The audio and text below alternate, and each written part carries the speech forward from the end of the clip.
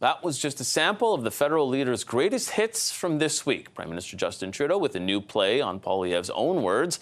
Conservative leader Pierre Poilievre, well, he's been using a line that has been working for him. And Jagmeet Singh, the leader of the NDP, continuing to hammer on both parties that are ahead of him. But new polling numbers are showing there could be a shift in one key demographic: youth.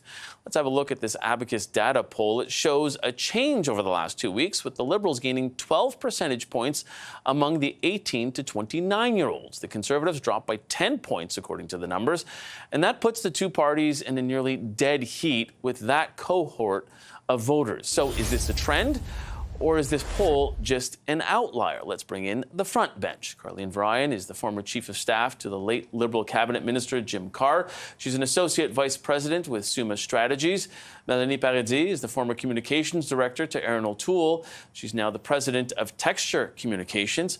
Former Ontario NDP MPP Guratan Singh, he is now the vice president at Crestview Strategies. He's also the brother of federal NDP leader Jagmeet Singh and CTV News senior digital parliamentary reporter Rachel Aiello. Carleen, let's start with you. So what do these numbers tell you about what the Liberals are doing right and maybe what the Conservatives are doing wrong? Well, when the Liberals set out to announce this policy, this is the exact demographic that they were going after. And they made no secret of that on Budget Day. This was their big piece. And they were very clearly making that appeal to millennials and to Gen Z voters. So I think that they're probably very happy today because they're seeing signals that that is starting to work. They indicated that they had done a lot of research of their own before crafting the budget and saw that young people in particular were really over-indexing on wanting to see tax increases on the richest people. So it's not totally a surprise to see that they're making some moves, but nonetheless, for a government that's been struggling in the polls as much as it has, it's certainly welcome. It's obviously just one poll, but David Coletto, who conducted the research, did say, you know, it isn't something you can just discount because the increase is so statistically significant. So I think we'll have to watch what happens in the next few months as we get into the summer, but certainly welcome news for the Liberals. Yeah, and picking up on that, Mélanie, so is it an outlier or should Pierre Poilievre be concerned at all?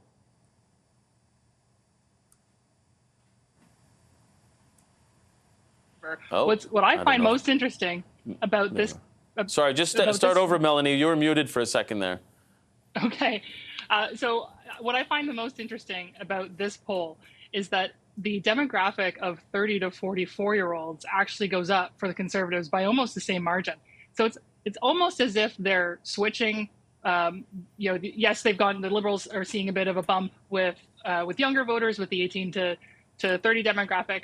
But the 30 to 44 demographic, it has swung more significantly towards the Conservatives. And really, like that's a demographic that are trying to buy houses right now, that are struggling with mortgage interest rates being higher and not coming down like everyone's been saying that they were hoping they'd come down. So it's interesting to see this is really more of a swap. And then the other thing I find fascinating is the NDP are completely flat.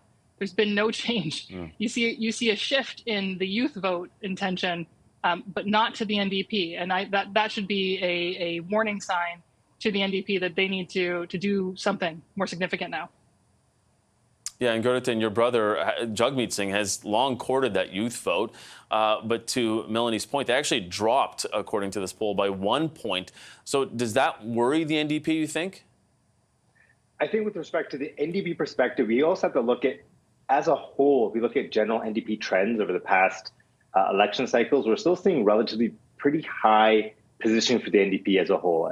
In recent polls, put the NDP in striking distance of the Liberals. We have this pretty marginal drop of 1 point. So I think what's more important is that when we see those victories coming forward very shortly around access to pharmacare, access to birth control, universal access to diabetes medication and devices, when you start seeing these roll out more significantly and actually people getting to access them, along with dental care, I think that's when you'll see further and further bumps. The NDP has been pushing the Liberals to put forth a lot of the policies that are making them attractive right now to this younger demographic. It wouldn't have been possible but for the NDP pushing the Liberals and dragging them along the way. So I think once that narrative gets out there further, people will start, this younger demographic will realize the value of the NDP and how the factors that are making the Liberals more palatable are actually because the NDP pushed them to that place.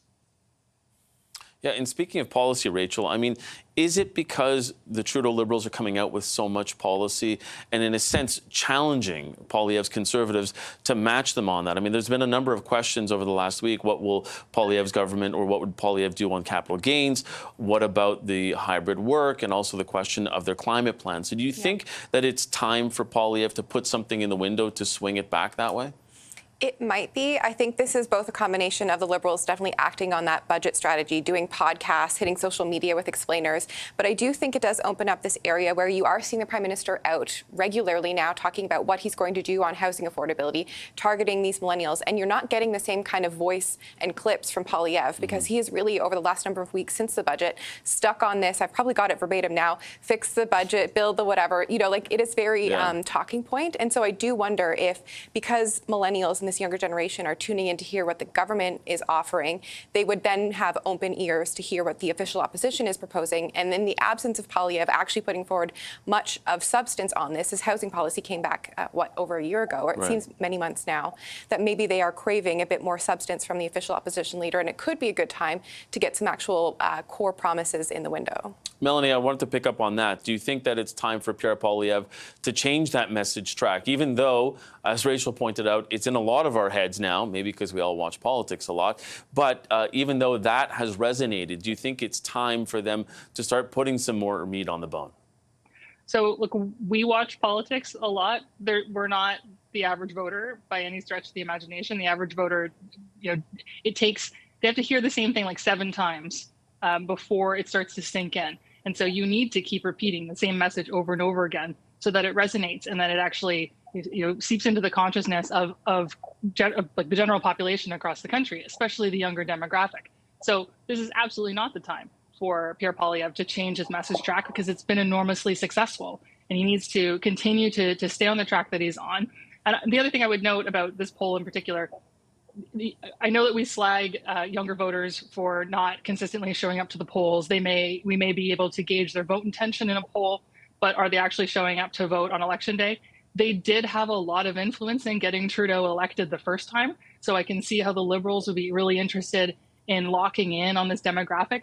But more than anything, intention is not enough. Motivation to get them out to vote is what's going to be so key. And right now, the most motivated voters are that 30 to 50 plus demographic, and the Conservatives have them on lock. Yeah, Carleen, speak to that a little bit, because we're also well over a year outside of an election. Well, I mean, you've been covering politics a long time, Mike. How many people have come on your show and said the only poll that matters is election day? Yeah, that's the one. It has the benefit of being true. So Melanie's absolutely right in that these polls that come out, especially when we're potentially more than a year out from an election still, they aren't necessarily great predictors of what will happen, but they are signals that political parties can use to do a bit of a temperature check. Am I heading in the right direction? If I'm the Liberals right now, I'm looking at that pretty significant bump that I got in a big demographic that matters for me, and I'm saying, okay, I've probably hit on some fertile ground here. I'm going to double down. So when the House of Commons comes back next week for that final stretch of Parliament sitting before the summer, I would absolutely expect to hear them hammering home this message of increasing taxes for the richest people so that they can pay for things like dental care and more housing and all of these things. It's a signal to them that they're hitting the right notes. Gurdatin, but how does the NDP, I know you had said that, Jagmeet Singh needs to continue to say that the Liberals wouldn't have done this if not for us, but we're not seeing that move the numbers. So how do they start to move those numbers to say, well, you need more NDPers in Parliament to get more of this? I think that's the exact message. The message will be to Canadians and to younger population that with, 26 or so NDP MPs, they've been able to succeed in the largest expansion of healthcare since its inception with dental care. We've seen the first time the availability of universal access to things like pharmacare, or rather with diabetes medication and with regards to diabetes devices. So there's a variety of wins that will come forward that will, I think, push the voters towards that direction.